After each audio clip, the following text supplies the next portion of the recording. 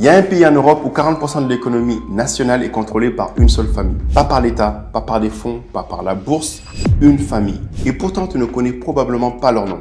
Ils ne font jamais la une des journaux, ils ne postent rien sur les réseaux sociaux et ils ne donnent aucune interview. Depuis 160 ans, cette famille dirige dans l'ombre la plus grande banque scandinave, le leader mondial des télécoms, le géant de l'automobile nordique et le constructeur de robots industriels. Ils ont financé l'industrialisation de la Suède et ont sauvé plus de 30 000 juifs pendant la Shoah. Ils ont été inspirés par le système d'action à double classe que de nombreuses startups utilisent aujourd'hui. Et ils ont traversé 2 guerres mondiales, la Grande Dépression, la crise de 2008 et la pandémie sans jamais leur perdre leur contrôle. Leur nom, les Wallenberg. Et aujourd'hui, c'est Marcus Wallenberg, 7e génération, qui dirige l'empire le plus discret du capitalisme moderne. Dans cette vidéo, on va décortiquer comment une famille de banquiers a construit un monopole sans se faire remarquer, pourquoi ils ont plus de pouvoir que le gouvernement suédois et comment ils se sont inspirés d'une structure financière qui est elle-même copiée par toute la Silicon Valley. Et surtout, le prix terrible qu'ils ont payé pour ce pouvoir. Installe-toi, prends quoi noter parce qu'on va plonger dans l'histoire de la monarchie sans couronne de l'Europe du Nord. Stockholm, 1856, la Suède est un pays pauvre, agricole, arriéré, sans aucune industrie. Pendant que l'Angleterre construit des chemins de fer et que l'Allemagne forge de l'acier, la Suède, elle, coupe du bois. Mais un homme va tout changer, il s'appelle André Oscar Wallenberg. André Oscar n'est pas noble, il n'a pas hérité d'une fortune, il est journaliste puis officier de marine. Mais il a un truc que peu de gens ont à l'époque, c'est une vision. En 1856, André Oscar crée Stockholms Enskilda Bank, la première banque commerciale privée de Suède. À l'époque, en Suède, il n'y a que 2 banques. La banque centrale, Riksbank, quelques caisses d'épargne locales, mais c'est tout. Pas de crédit aux entreprises, pas de financement industriel, rien du tout. André Oscar comprend un truc fondamental. Sans banque moderne, pas d'industrialisation. Et sans industrialisation, la Suède restera pauvre. Alors il fait une promesse simple, je vais financer les entrepreneurs suédois. Le premier gros pari d'André Oscar, ce sont les chemins de fer. À l'époque, la Suède n'a presque aucune ligne de train. Les marchandises se déplacent en bateau exclusivement. Mais c'est lent, c'est dangereux. André Oscar prête des millions pour construire des rails à travers tout le pays. Résultat, en 20 ans, la Suède passe de zéro industrie à puissance exportatrice. Entre 1860 et 1900, le PIB suédois triple et Stockholms Enskilda Bank finance presque tout. Les mines de fer, les usines d'acier, les scieries, les papeteries, bref, toute l'économie locale. Mais André Oscar ne fait pas que prêter de l'argent, il fait également quelque chose de beaucoup plus malin. Au lieu de juste financer les entreprises, la banque Wallenberg prend des participations à chaque fois. Elle devient actionnaire. Et pas juste actionnaire minoritaire, actionnaire de contrôle. Le deal est simple. La banque te prête de l'argent. En échange, elle prend des actions. Elle met un Wallenberg au conseil d'administration. Elle guide ta stratégie. Ce n'est pas de la charité, clairement, c'est du capitalisme patient. La banque ne veut pas te pressurer. Elle veut que tu survives, que tu croisses, que tu deviennes rentable, mais sur 20 ans, 30 ans, 50 ans. Donc là, voyons un petit peu la notion de capitalisme patient versus capitalisme court-termiste. C'est 2 mondes totalement différents. Le capitalisme court-termiste, donc par exemple Wall Street, l'objectif c'est le profit au trimestre. L'horizon c'est 3 mois. Les métriques c'est les cours de l'action. Alors que le capitalisme patient, celui de Wallenberg, l'objectif c'est la domination sur un siècle. L'horizon c'est plusieurs générations et les métriques c'est le contrôle stratégique. Les Wallenberg ne veulent pas faire un coup, ils veulent posséder toute l'économie. Et pour ça, ils ont besoin de temps, beaucoup de temps. À la fin du 19e siècle, la famille Wallenberg contrôle déjà ASEA, futur ABB pour l'électricité, SKF, roulement à billes, Stora Kopparberg, mine de cuivre, Scania, camions et bus, Ericsson, téléphonie. Et tout ça en une génération. André Oscar Wallenberg meurt en 1886, mais son fils, Knut Wallenberg, prend la relève. Et il va faire quelque chose de génial. Quelque chose qui va verrouiller l'empire pour les 150 années suivantes. Début du XXe siècle, Knut Wallenberg regarde l'empire familial et il voit un problème. Il contrôle de dizaines d'entreprises, mais juridiquement, elles sont toutes indépendantes. Ça veut dire quoi? Que des actionnaires externes peuvent entrer, que des concurrents peuvent attaquer, que la famille peut perdre le contrôle. Knut Wallenberg décide de créer quelque chose qui n'existe nulle part en Europe, un système qu'ils vont appeler la sphère. Imagine un écosystème fermé Au centre, la famille Wallenberg. Autour, les investisseurs, la holding familiale. Autour encore, les entreprises stratégiques Ericsson, ABB, Electrolux. Et tout autour, les banques, les assurances, les fonds de pension. Le génie de ce système, c'est que tout le monde se possède mutuellement. Voilà comment ça marche de façon simplifiée. Investor AB, contrôlé par les Wallenberg, possède 30% d'Ericsson. Ericsson place son cash dans SEB, la banque Wallenberg. SEB prête à Investor AB pour racheter d'autres entreprises. Les entreprises se vendent entre elles des services.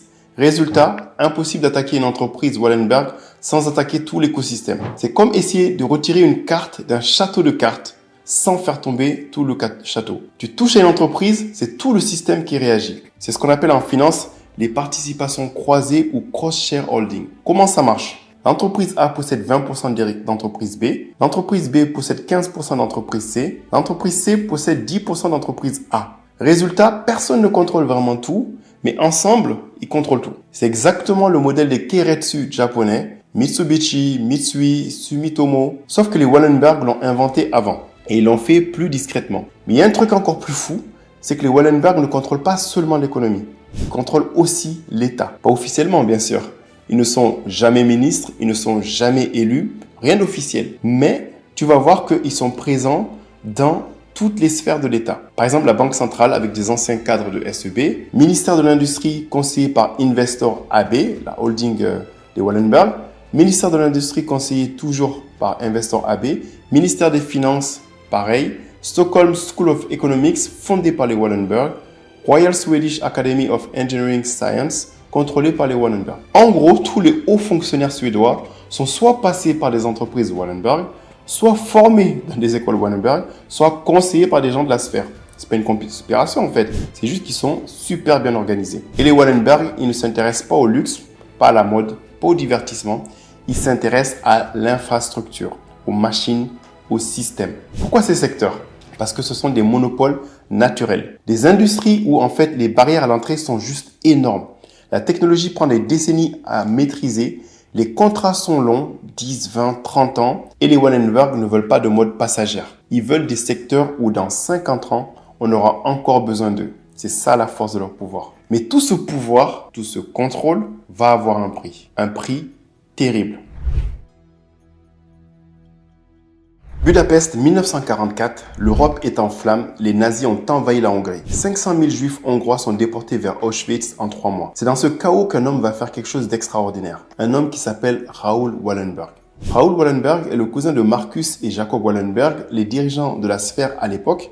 Mais Raoul n'est pas banquier, il n'est pas industriel, il est architecte et il a 32 ans. En juillet 1944, les États-Unis et la Suède cherchent quelqu'un pour sauver les juifs hongrois. Quelqu'un de neutre, quelqu'un de courageux, mais aussi quelqu'un qui parle plusieurs langues. C'est là que le nom de Raoul sort plusieurs fois. On lui propose une mission suicide, aller à Budapest, utiliser son statut de diplomate suédois et sauver autant de juifs que possible. Raoul accepte sans hésiter. Dès qu'il arrive à Budapest, Raoul Wallenberg invente un truc génial, un faux passeport. Il l'appelle le Schutzpass. C'est un document magnifique avec des couleurs vives, des sous-officiels, des armoiries suédoises. Ça ressemble vraiment à un passeport diplomatique. Sauf que c'est complètement inventé. Raoul Wallenberg bluffe les nazis et il leur dit « Ces personnes sont sous protection suédoise, elles sont intouchables. » Et les nazis, ils gobent, bêtement. Raoul va plus loin. Il achète 32 immeubles à Budapest et les déclare territoire suédois. Et il entasse des milliers de juifs. Les nazis frappent à la porte. Raoul sort, costume impeccable, drapeau suédois, regard glacial et il dit « Vous êtes sur le sol suédois. Vous n'avez aucun droit ici. » Et pareil, ça marche. Et l'histoire la plus folle dans tout ça, c'est un jour Raoul apprend qu'un train de déportation est sur le point de partir vers Auschwitz. Il court jusqu'à la gare, monte sur le toit du train et commence à distribuer des Schutzpass par les fenêtres des wagons. Et là, même histoire, les gardes nazis lui hurlent dessus. Il tire en l'air pour lui faire peur. Raoul ne bouge pas. Il continue. Et là, ce jour-là, il sauve 300 personnes juste avec ce geste. En 6 mois, Raoul Wallenberg sauve au moins 30 000 juifs. Certains historiens diront 100 000. C'est le Schindler suédois. Sauf qu'il a fait ça seul. Sans argent, sans armée, juste avec du culot, de l'intelligence et des faux papiers. Mais cette histoire n'a pas de happy ending. En effet, en janvier 1945, l'armée rouge libère Budapest. Raoul Wallenberg va voir les soviétiques, ils pensent qu'ils vont l'aider. Le 17 janvier 1945, Raoul Wallenberg est arrêté par le NKVD, les services secrets soviétiques. On ne le reverra jamais. Pendant 50 ans, la famille Wallenberg va se battre pour savoir ce qui lui est arrivé Les versions officielles changent. 1947, les soviétiques disent qu'il est mort d'une crise cardiaque. 1957, ils admettent qu'il était prisonnier à la Lubyanka, prison du KGB. 1989, à l'effondrement de l'URSS, les archives ouvertes, mais aucune trace de sa mort. En 2016, des témoins affirment l'avoir vu vivant dans les années 80 dans un goulag sibérien. La vérité, on ne la connaîtra probablement jamais. Pourquoi les soviétiques ont arrêté Raoul? Il y a plusieurs théories. La première, ils pensent que c'était un espion américain. La deuxième, c'est qu'ils voulaient faire pression sur la famille Wallenberg, parce que les Wallenberg, pendant la guerre, ont continué à faire du business avec tout le monde. Les Alliés, les Allemands, les Soviétiques, la Suède était neutre. Mais cette neutralité avait un prix. Et Raoul Wallenberg a peut-être payé ce prix. Aujourd'hui, il y a une statue de Raoul Wallenberg devant le siège d'Investor AB à Stockholm, un rappel silencieux que le pouvoir a toujours un coût. Mais revenons aux affaires. Parce que pendant que Raoul disparaissait, la famille construisait quelque chose qui allait verrouiller leur empire pour les 100 années suivantes. 1950, la Seconde Guerre mondiale est terminée, la Suède a survécu, l'empire Wallenberg aussi. Mais un nouveau problème se pose.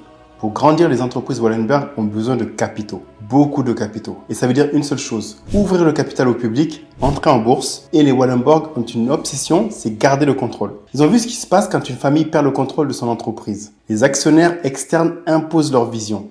Les stratégies deviennent court-termistes, la famille se fait éjecter. Les Wallenberg, eux, ce qu'ils veulent, c'est l'argent du public, mais sans perdre le pouvoir qu'ils exercent. Et c'est là qu'ils perfectionnent l'un des systèmes de contrôle capitalistique les plus sophistiqués au monde. Les actions à droit de vote multiples existent déjà en Europe depuis la fin du 19e siècle. On en trouve en France, aux Pays-Bas, au Royaume-Uni, mais les Wallenberg vont systématiser ce modèle et les pousser à un niveau jamais vu encore. Ils créent deux classes d'actions distinctes. Les actions classe A, pour la famille Wallenberg et les fondations, une action égale 10 votes, parfois 100 votes historiquement. Elles sont détenues principalement par la famille Wallenberg, les fondations familiales, Knut et Alice Wallenberg Foundation, les holdings pyramidales, Investor AB, FAM. Ils ont un faible flottant sur le marché, ils sont difficiles à acquérir, les prix sont très élevés et un accord de contrôle. Alors les actions classe B, celles-ci sont pour le public comme pour toi et moi. Une action égale un vote. Elles sont cotées en bourse, elles sont accessibles à tous les investisseurs, les dividendes identiques aux actions A, mais la liquidité est importante. Résultat, les Wallenberg possèdent environ 20% du capital d'Investor AB, mais contrôlent environ 50% des droits de vote. Et ce modèle, ils vont le répliquer dans toutes leurs entreprises stratégiques. Ericsson, ABB, Atlas Copco, SEB, etc. Et le résultat global, c'est que seulement avec 2 à 5% du capital total de l'économie suédoise, ils contrôlent 30 à 40% des entreprises cotées du pays. C'est mathématiquement imbattable. Mais les Wallenberg, là, c'est pas suffisant, ils vont aller encore plus loin. Ils ne se contentent pas de détenir des actions personnellement. Ils vont créer des fondations. La fondation principale, c'est Knut et Alice Wallenberg. C'est une fondation qui a été créée en 1917. Et cette fondation, elle détient des milliards en actions classe A. Elle est immortelle et elle a pour mission officielle de financer la recherche scientifique. Mais vote toujours en accord avec la famille Wallenberg. C'est eux qui l'ont créée. Les résultats, c'est que même si tous les Wallenberg mouraient demain, la fondation continuerait en fait à voter selon la vision familiale qu'il a créée. Et c'est un verrou transgénérationnel en fait. Le pouvoir ne sera jamais dilué. Et c'est ce qu'on appelle la dual class share structure, ou en français, structure d'action à double classe. Donc une précision quand même qui est importante, c'est que ce n'est pas les Wallenberg qui ont inventé ce système. Il existait déjà en Europe et aux États-Unis. Mais eux, là où ils ont fait très fort, c'est qu'ils l'ont perfectionné. Ils l'ont systématisé à une échelle inédite. Ils ont prouvé en fait qu'il fonctionne sur plusieurs générations. S'il y a besoin de réexpliquer comment ça marche, en fait, il faut que tu t'imagines que l'entreprise vaut 100 millions. La famille a 20% du capital, donc environ 20 millions d'euros. Mais grâce aux actions à vote multiple, elle a 50% des votes. Ça veut dire quoi? Impossible de virer la famille du conseil, impossible de lancer une OPA hostile, impossible d'imposer une stratégie court-termiste. Et devine qui adopte ce modèle par la suite? Tous les grands de la Silicon Valley. Google, Meta, Snap, Alibaba avec Jack Ma, Berkshire Hathaway de Warren Buffett, LVMH de Bernard Arnault et la famille Ford par exemple, BMW avec la famille Kant. Tous vont s'inspirer de ce modèle. Parce que les Wallenberg, en fait, ils ont prouvé que ce système fonctionnait depuis plus de 70 ans. C'est ça leur force. Mais le vrai génie des Wallenberg, c'est comment ils ont organisé tout ça. Donc, si on regarde la structure en couche, au sommet, on va avoir toutes les fondations. Knut et Alice Wallenberg Foundation qui détiennent les actions A. La couche 2, tu vas avoir toutes les holdings, Investor AB, FAM, Foundation Asset Management, qui contrôle les entreprises opérationnelles. Et la couche 3, ce sont les entreprises cotées comme Ericsson, ABB, Atlas Copco, qui sont détenues partiellement par les holdings. Résultat, même si un fonds activiste achète 10% d'Ericsson, il ne pourra rien faire. Parce que les Wallenberg, via leur fondation et holding, contrôlent la majorité des votes. Pas du capital, mais des votes. Et c'est là qu'il y a toute la différence. Et il y a un débat important aussi qui fait rage, c'est que c'est la monarchie versus démocratie actionnariale. En fait, parce que ce système, il pose une vraie question de morale. Pour les Wallenberg, eux, ils vont dire que c'est une vision long terme qui est protégée. Okay, pas de pression trimestrielle de Wall Street, stabilité stratégique sur plusieurs décennies, pas de raideurs financiers ou fonds activistes. L'entreprise peut investir sans être punie par le marché court-termiste. Et ceux qui sont contre ce système, les minoritaires, c'est les petits actionnaires n'ont presque aucun pouvoir, aucun droit de vote, risque d'arrogance et d'erreurs stratégiques prolongées, pas de contre-pouvoir réel, impossible de sanctionner un mauvais CEO familial et risque de dilution de valeur pour les minoritaires. Voilà, ce sont les deux philosophies qui s'affrontent. La vraie question, c'est préfères-tu être un actionnaire minoritaire d'une entreprise dirigée par une famille visionnaire sur 100 ans ou par des mercenaires qui optimisent le profil trimestriel? Deux visions totalement différentes. Et Wallenberg, eux, ils ont choisi leur camp et 70 ans plus tard, ils contrôlent toujours 30 à 40% de l'économie suédoise. Alors, peut-être qu'ils ont raison. Maintenant, voyons comment cet empire s'est adapté au XXIe siècle. Aujourd'hui, les Wallenberg sont toujours là. La 7e génération, elle est composée de Marcus Wallenberg, président d'Investor AB, Jacob Wallenberg, président de SEB, son cousin discret, ils ne sont jamais dans les médias, mais toujours aux commandes. Investor AB, c'est le holding familial en fait. La valorisation elle est près de 300 milliards de couronnes, environ 27 milliards d'euros. Les actifs sous gestion sont de 700 milliards, 63 milliards d'euros. Donc tu as les principales participations en 2024 dans des entreprises comme ABB, où ils ont 11% du capital et 21% des votes. Ericsson, c'est donc dans la télécom 5G, ils ont 6% du capital mais 20% des votes. Atlas Copco, toujours dans l'industrie, 17% de capital mais 30% des votes. Est-ce que tu vois un petit peu le pattern qui se répète? C'est peu de capital, beaucoup de votes, le système Wallenberg en action. ABB, tu connais peut-être pas, mais tous les produits que tu achètes ont été fabriqués avec des machines ABB. ABB, c'est le leader mondial de la robotique industrielle, le leader mondial de l'automation électrique, 105 000 employés, 29 milliards de chiffre d'affaires. ABB construit les robots qui assemblent Tesla, les systèmes électriques des data centers, les transformateurs pour les éoliennes, l'automation des usines pharmaceutiques. C'est l'infrastructure invisible du monde moderne et c'est contrôlé par les Wallenberg. Ericsson, fondé en 1876 par Lars Magnus, Ericsson s'est financé dès le départ par les Wallenberg. Aujourd'hui, Ericsson est le numéro 2 mondial des équipements télécoms, juste derrière Huawei, le chinois, et devant Nokia, le finlandais. La guerre de la 5G en 2020, quand les États-Unis bannissent Huawei, Ericsson devient le grand gagnant. Pourquoi? Parce que l'Occident a besoin d'une alternative non chinoise. Et Ericsson récupère des contrats massifs. Verizon aux États-Unis, AT&T, Vodafone en Europe, SoftBank au Japon. Bref, la liste est longue. Les Wallenberg possèdent 6% du capital, mais 20% des votes. Et ils contrôlent la stratégie. Même exemple avec AstraZeneca, les Wallenberg ne sont pas actionnaires majoritaires, mais ils sont au conseil d'administration. Et ils ont poussé AstraZeneca à développer le vaccin Covid sans profit. En 2020, AstraZeneca annonce on vendra le vaccin à prix coûtant. Zéro profit pendant la pandémie. C'est très Wallenberg. Capitalisme patient, vision long terme, réputation avant profit immédiat. Et devine quoi? En 2024, AstraZeneca est la pharma qui a le plus progressé en bourse. Parce que leur réputation, elle est intacte. Spotify, très bon exemple. Tout le monde ici connaît Spotify ou a des playlists sur Spotify. Les Wallenberg n'ont jamais aimé la tech grand public. Trop volatile, trop mode, pas assez industriel. Mais en 2015, il faut une exception. Ils investissent dans Spotify. Pourquoi à ton avis? Tout simplement parce que Daniel Ek, le fondateur, a une vision long terme. Il veut dominer le streaming audio, pas faire un coup. Investor AB prend 6% de Spotify avant l'IPO et aujourd'hui, ça vaut des milliards. Et Spotify est le leader mondial incontesté du streaming. Les Wallenberg ont flairé un nouveau monopole et ils ont parié dessus encore une fois.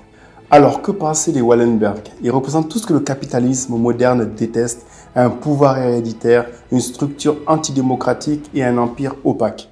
Et pourtant, ils ont survécu à 2 guerres mondiales, à la Grande Dépression, aux crises pétrolières, à l'effondrement soviétique, à la crise de 2008, à la pandémie du Covid à partir de 2020, 160 ans. Cette génération, zéro scandale majeur.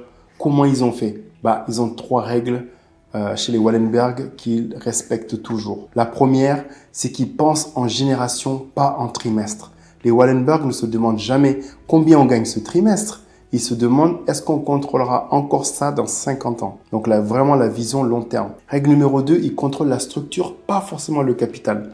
Ils possèdent 20%, ils contrôlent 50% des votes. Le pouvoir ne se mesure pas en argent, il se mesure en contrôle. Règle numéro 3, ils restent invisibles. Les Wallenberg ne donnent jamais d'interview, ils ne sont jamais sur les réseaux et ils ne font jamais de bruit. C'est pour ça que tu n'as certainement jamais entendu parler d'eux. Pourquoi? Parce que le pouvoir visible attire les ennemis. Et pour toi, investisseur, qu'est-ce que tu peux retenir de toute cette histoire? Parce qu'il y a vraiment beaucoup d'enseignements dans ces récits. La leçon numéro 1, surtout, c'est de voir le long terme beaucoup plus important que le court terme. Si tu as la possibilité de verrouiller ta vision long terme, fais-le. PEA, assurance vie, action de long côté, protège ton capital des émotions court terme. Leçon numéro 2, la gouvernance est plus importante que la croissance. Avant d'investir dans une entreprise, regarde qui décide. Une famille visionnaire, un PDG mercenaire, un conseiller activiste, un CEO controversé. Bref, la gouvernance prédit le futur. Leçon numéro 3, l'infrastructure est bien plus importante que la mode ou les secteurs à effet de mode. Les Wallenberg investissent toujours dans la robotique, télécom, énergie, pharma, jamais dans la mode, le luxe ou le divertissement. Pourquoi? Parce que l'infrastructure ne meurt jamais. Est-ce que les Wallenberg existeront encore dans 100 ans? Honnêtement, je pense que oui. Parce qu'ils ont compris une chose que peu de dynasties comprennent. Le pouvoir ne se garde pas par la force, il se garde par la discrétion, la patience et le contrôle mathématique en mettant en place un système. Et toi, tu préfères investir dans une entreprise contrôlée par la famille, une famille visionnaire sur 100 ans ou par les mercenaires qui optimisent le trimestre? Dis-moi en commentaire. Et si tu veux que je décrypte d'autres dynasties comme celle-ci, n'hésite pas à dire en commentaire laquelle t'intéresse. Par exemple, il y a les Hermès avec la famille la plus riche de France, les Kant qui possèdent BMW, les batteries Tesla ou encore les Mittal qui sont dans l'empire de l'acier. Si cette vidéo t'a appris quelque chose, like, abonne-toi si ce n'est pas déjà fait, active la cloche et pour recevoir chaque semaine une analyse comme celle-ci, abonne-toi à ma newsletter www.germain.co/news. À bientôt et comme je dis toujours, tout le monde peut devenir un investisseur.